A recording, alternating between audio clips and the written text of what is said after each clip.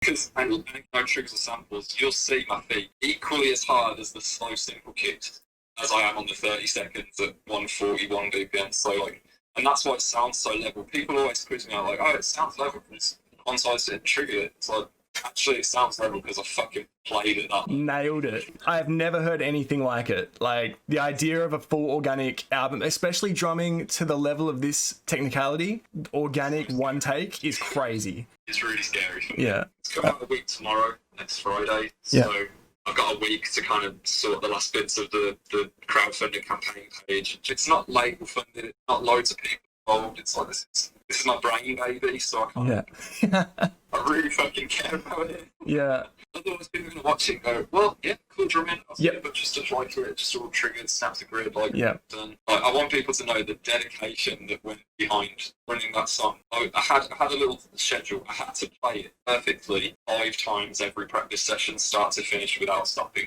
I was doing all these practice sessions leading up to today. I did 3 songs in one day. Yeah. So all 3 songs. Every time I rehearsed. 3 songs in one day. Yeah, one take. Yeah. Leading up to the recording session with the video crew, I didn't want to, in my head, I didn't want to be going in thinking, well, I've played this song once perfectly, so I can do it again. Yeah. I want to go into the session saying, I played this song perfectly 5 times a day for the past week, and I know I'm golden. Like, there'll be a bit of pressure and a bit of, like, you know, I got to give it a bit more than in the practice room, but at least I know I can do it. Yeah. So it was kind of more for my head. But I had a seriously strict practice routine, and it bums me out when people just say, "Oh, it's all fake," because I'm like, man, I fucking worked my fingers bloody to do this. Yeah, dude, that sounds crazy. There's also a cheeky little mix of genres because it's my solo album. Like, I'm gonna do it my way. Yeah. These are my 2 favourite styles of music. I'm putting them in one. I don't want to tell you what they are because when you see it, you'll just be like, oh. All right. Yeah, I've got my 2 favourite styles of music. It's just me all over. It's everything I stand for. Yeah. But it's my solo album, so I should hope so. But yeah, dude. I'm fun. I can't believe that you thought to do it as well. Like, what a crazy thing to think to do from the level that you're at as well. To be like, not only am I going to raise the bar and do something crazy, I'm going to do it in this way that no one else is doing. That's amazing. That's it, isn't it? Yeah. Like, I want to show the world, look what can actually be done. Yeah. There's a dehumanization to it, I think. When you see all these fake ass dudes doing crazy shit, you just think, well, it's not real, I can never get there, and it's not inspiring. I want to humanize it and say, like, here's clips of me fucking up, like, throwing my 6, fuck, I got to the last bar and I blew it, I've got to do it all again. Like, I want people to see that, like, you're not the only dude who messes up, you're not the only dude who struggles and gets mad and throws their sticks. Like, even like dudes at my level and touring the world and shit, like, this is real drumming. I kind of want to inspire people with it. I don't want to just, like, it's not to flex. It's not me flexing saying, look what I can do. Yeah. It's like, look what drummers can achieve. Like, go get behind your kit. You don't need to fucking fake it or get upset. Like, yeah, you can play drums like this with just a drum kit if you want. Yeah, and that's important now because, like, with not just recording but music in general, electronic drums are just more and more prevalent. Like, it's taking over, and it doesn't sound as good. And you know, it's different when someone programs. It's so different. You know what? Right, I've got a story for you which I find interesting. Yeah. So this idea sort of came to me when we recorded the Last Oceans album. I was sitting next to Nick, and we had this little measuring tool out, and we were measuring the distance from the grid to where I played it before he would snap into the grid. Yeah. And we were laughing, saying, 3 milliseconds. Fuck me, the transient of the kick is wider than the gap away from the grid. Like, jeez. Like, you know, if you zoom in low, kick drum, like that. Yeah. Well, say the side of the screen is the grid. It was like this. Oh my god. It was like, Nick's saying, I don't even need to edit it. I'm just going to do it because it's industry standard. And I kind of obsessed over it after that session. I was like, he said he didn't need to do it. Why did we fucking do it? Yeah. Does it make a difference or not? If it doesn't make a difference, we may as well just have it on the grid. Yeah. So I went home and I did some tests. I wrote a really simple, sludgy breakdown that's just fucking like filth. And I recorded it 3 different ways, and I did 3 takes of each. So it Yeah. was like a proper experiment. So I recorded it 3 times with just the click. Then I recorded it 3 times with just the guitars and bass and no click. Yeah. Then I recorded it 3 times with everything, the click and the bass and the guitars. And it was proper interesting. Yeah, yeah. The first time I played it, like, kind of depressingly accurate. I'm talking like 3 milliseconds. Depressingly accurate. like it looked edited. It Yeah. looked like an edit. Yeah. Like, it was grid to fuck, dude. Yeah. Without any click, obviously we need a click. I was just curious Yeah. what I could do. It was all over the place. It was Yeah. like 30 milliseconds early, and then the next hit would be like 45 milliseconds late, and it was just a shambles basically. Yeah. The one that really got me was the click and the music. It was all late. Every hit was late. Yeah. And I know already from the first take I've clearly got the ability to fucking nail this shit. Yeah. But it wasn't late randomly. It was all between 23 and 28 milliseconds late. Every hit was in that window. So you're playing it perfect, technically, Perfect. but just, yeah, perfectly late. It's all perfectly equidistant. It's all so close to the grid. It's Yeah. definitely in time. It's totally in time, but it's all slightly just Did you guys figure out why? totally, yeah. Yeah. Because the breakdown was really like sludging, like boom, boom, boom, boom. Yeah. And I was listening to not only the click but also the track, and I was in the zone of like, ugh. And Yeah. I wanted to push it late, and I wanted to feel it extra like ploddy and thuddy. And that's when I thought I'd do the record, the solo album, because I was like, I'd listen to take 1 versus take 3, Yeah. gridded versus real, still in time, but real feel. Yeah. And it has a new dynamic, it has a new feeling. And Yeah. It's just rad. And That- I think I got to do a record with this shit now. Hell yes, man. Far out. It's cool, That's, dude, because yeah. I see it on the song that I'm about to send you now. Do some cool stuff.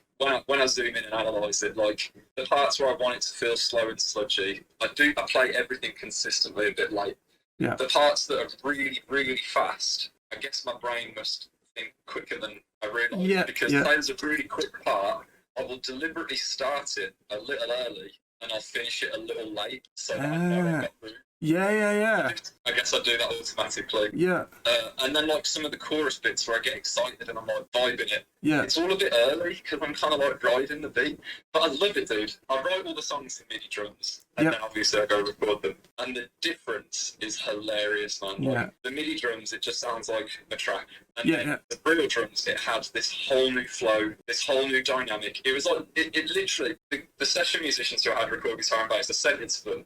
And we were always discussing how it sounded like a different song because it flowed differently. Some Yeah. bits felt like more energetic, some bit it was just bonkers, dude. It literally gave the song a new lease of life. So how did they go playing to that? Did they adapt to the... So we already recorded it. We recorded the guitars and the bass and all the backing tracks and all that. Yeah. We recorded all that, and then I went to the studio and I played my drum parts to the final guitars, final bass. Yeah, yeah. I think there's a bit of trickery in it as well. Yeah. Because the guitars are edited onto the grid and the bass is edited onto the grid. So it is there. You're listening to plenty of stuff that's metrically immaculate. Yeah. So then even when I push it a little with the flexi human time, it never sounds out because everything is still in around it. Do you know what it feels like? You know how when you play, you get off stage, or when you're playing on stage and you got that feeling of like, you know, you've got your favorite parts of songs and your favorite parts to play, and there's like a bit coming up that you love playing. Because like it's rare that you listen to your own music, but you know, and then when you listen to the recorded version and it doesn't feel the same, it feels like a song. So Totally, yeah. does this feel, when you're listening to the recorded version, more like that feeling on stage? Do you know what? I have a weird thing when I go on stage. I'm after story time again real quick. Go for it, go for it. I can play the full Headline Ocean set, hour long, in the practice room, 3 times in a row, like, all right, let's run it again, and I barely sweat, and then I get on stage, and I haven't pinpointed what it is, it's probably like a handful of things, but like, I squeeze my sticks so much tighter, probably because I'm sweating, Yeah. and then I get thumb cramp there, because Yeah. I'm squeezing, and then I sweat bucket loads, and I'm panting out of breath, and sometimes I'm thinking I'm going to pass out, like I can't do my Alright, thing, yeah. like, I'm not coming straight. And I'm thinking, how can I do it multiple times back to back in a practice room and not hear? That's the one thing that I see drastically different when I go on stage. I don't get that in the studio because it's so controlled. Like, I'm not trying to play louder than the guitars or the crowd or Yeah. the fucking monitors or whatever. everything's the levels I want. Everything's controlled around me. And I can have a rest. I can go breathe for 15 minutes and try again. It felt very controlled. It didn't feel like live. Live feels a bit more like in the moment. Yeah. And again, you play it once live, yeah. once the next time. So if you made a few mistakes, you just kind of make your peace with it, and that's part of the fun of live show. Yeah. It's more controlled than that. I make a mistake, I try again. Yeah. So it didn't quite have that live, like, I can't pinpoint the word. Yeah. It didn't have that kind of like, fuck it energy to it. Yeah. It was more like precise and accurate and controlled. It's basically midpoint between live and practice room. Is I'm viewing it. So you were trying to get it perfectly imperfect. I wanted to get as good as I humanly, possibly physically am able to. Yeah. I wanted to do the best of my best. Yeah. Like the golden take. I'll keep going till I get the golden take, till I know I can't do it any better. And it sounds like you're trying to do both. It sounds like which sounds hard, you're trying to do the studio perfection of the technical side, but you're trying to do the organic, live vibe, like feeling side. Well, that just happens. I think that one just comes naturally as long as you're not editing it. I think you only lose that if you edit it onto the grid, because then it's like you put it on the grid, you lose that push from that sludgy breakdown. Yeah. You lose that extra energy, extra bop from that bouncy chorus. So I think that one's a given because I'm not snapping to grid. Yeah. I just don't think it's as raw and as energetic as a live show where you kind of like, you are about to pass out because you're that hot and you've already drank all your water bottles, but you've got to keep going. Yeah. It's like, it's not that like, just fucking, well, let's go. It's way more controlled, but it's still real. It's a real life controlled situation. Yeah. I don't know, it's weird. Dude, I need to hear it. I need to hear it. Like, because you know what it sounds like. So you're talking about it knowing what it sounds like, and I have no idea, and I can't even imagine because I've never heard anything like that. So this is really hard for me. Like, it's just exciting because I'm about to hear something that I've never heard anything like. Massive fan of all the stuff that you do. Yeah. Well, in previous stuff I've done it, like Hikari was all no samples, no triggers, but it was snap to grid. Yeah. But that was a big step. I remember being in the studio going, should we do it? Should we do it all no samples? And everyone was like, that was a big step. And now I'm like, I want the next step. What's the next step? No grid, let's go. Yeah.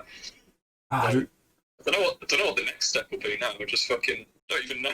You know what? I know that you're the guy to find it. So, yeah. I can't wait to hear it. Yeah, I can't wait to hear what you thought of it. Yeah. Crazy. Well, it was really, really good chatting, man. Awesome talking to you and awesome meeting you, man. Yeah, you too, dude. Enjoy the rest of your day, man. Alright, you too. See ya. Peace out, dude. See ya, dude.